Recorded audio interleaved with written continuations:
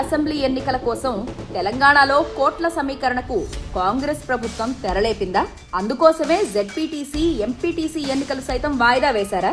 అందుకే నగదు పైసలు వచ్చే ఫైళ్లను క్లియర్ చేస్తున్నారా అంటే అవును అనే సమాధానమే వినిపిస్తోంది. దానికోసమే భూదందాలు, బదిలీలు, పర్మిషన్లు, కమిషన్లు, పంపకాలను పూర్తి చేసి వచ్చిన సొమ్మును కేరళకు పంపేందుకు కాంగ్రెస్ సర్కార్ కసరత్తు చేస్తోందని చర్చ జరుగుతోంది. నిజంగానే రేవంత్ తెలంగాణ ప్రజల డబ్బును కేరళకు మళ్లిస్తున్నారా?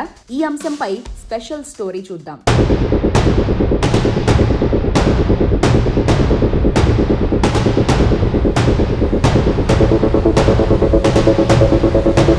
కేరళ అసెంబ్లీ ఎన్నికల కోసం రాష్ట్రంలో 1000 కోట్ల సమీకరణకు వేట మొదలైందనే చర్చ ఇప్పుడు రాష్ట్ర వ్యాప్తంగా పెనుదుమారం రేపుతోంది.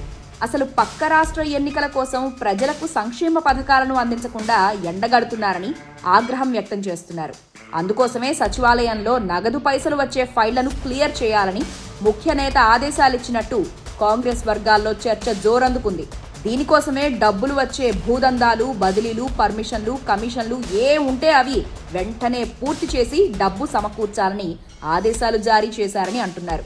అదేవిధంగా రాష్ట్రంలో ఖర్చులు తగ్గించుకుని ఆ నిధులను జమ చేసి కేరళకు పంపేందుకు కాంగ్రెస్ నేతలు కసరత్తు చేస్తున్నారని కూడా గాంధీ భవన్ వర్గాల్లో చర్చ జరుగుతోంది. ఇందులో భాగంగా మార్చి, ఏప్రిల్, మే నెలల్లో ఇవ్వాల్సిన సంక్షేమ పథకాలను 4 నెలల పాటు వాయిదా వేశారని నిపుణులు చెబుతున్నారు.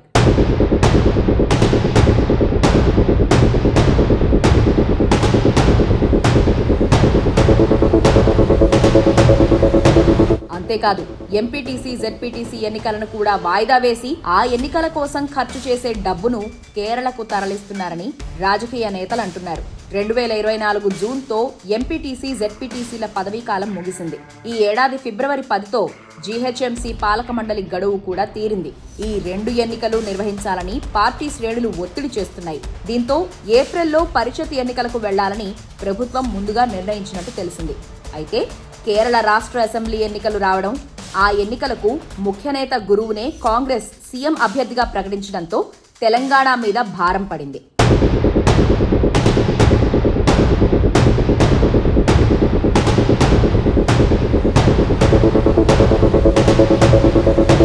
కేరళ అసెంబ్లీ ఎన్నికల నోటిఫికేషన్ వెలువడే నాటి నుంచి ఎన్నికల ఫలితాలు వచ్చే వరకు ప్రతి పైసా తెలంగాణ రాష్ట్రమే పెట్టుకుంటుందని ముఖ్య నేత ఢిల్లీ కాంగ్రెస్ పెద్దలకు హామీ ఇచ్చినట్టు తెలుస్తోంది.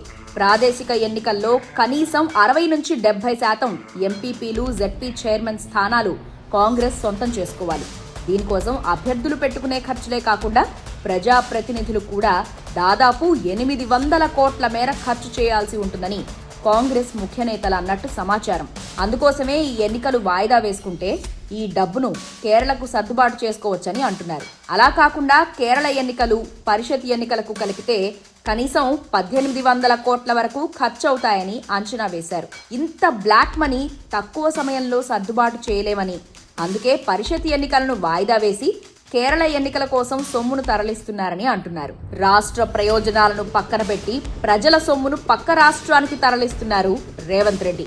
మరి కాంగ్రెస్ ప్రభుత్వం ఈ విషయంలో ఎలాంటి వ్యతిరేకతను ఎదుర్కొంటుందో వేచి చూడాలి.